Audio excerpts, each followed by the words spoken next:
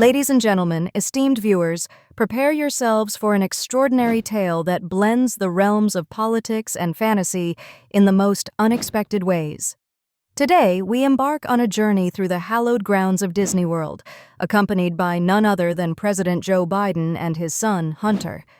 This unprecedented excursion promises to be a spectacle of epic proportions, filled with unforeseen twists and turns that will leave you both amused and astonished. Our story begins as President Biden, grappling with the challenges of cognitive decline, decides to take a much-needed respite from the pressures of the Oval Office.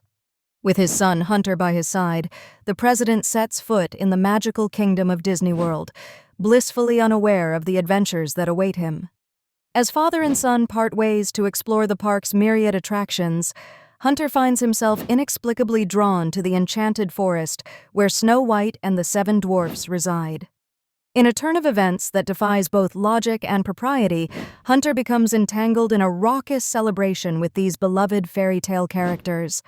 The revelry escalates to unprecedented heights, culminating in an audacious plan that would shock even the most hardened of criminals. In a moment of questionable judgment, Hunter and his newfound dwarf companions concoct a scheme to pilfer a nearby 7-Eleven convenience store. This ill-conceived heist unfolds with a series of comical mishaps and near misses, as the unlikely band of miscreants attempts to make off with their ill-gotten gains.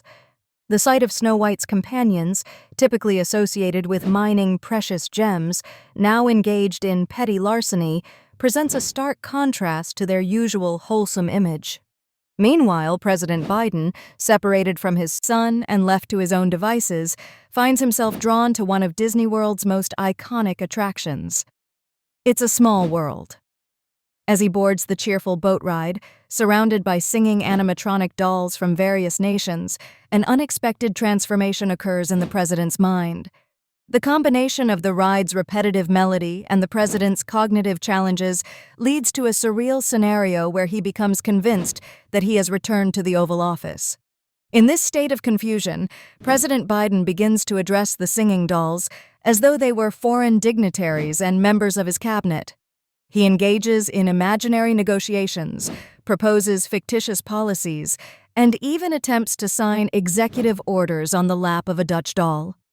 The president's earnest attempts to govern from within the confines of this whimsical boat ride create a scene of both humor and poignancy, highlighting the delicate balance between duty and vulnerability. As news of these extraordinary events begins to spread throughout the park and beyond, a frantic search ensues to locate both the president and his wayward son. Secret Service agents, Disney cast members, and bewildered tourists alike join forces in this unconventional manhunt. The juxtaposition of somber government officials navigating the cheerful landscape of the Magic Kingdom adds yet another layer of absurdity to the unfolding drama. Hours pass, and the situation reaches a fever pitch. Hunter and his dwarf accomplices find themselves cornered by park security, their ill-fated heist coming to an inglorious end.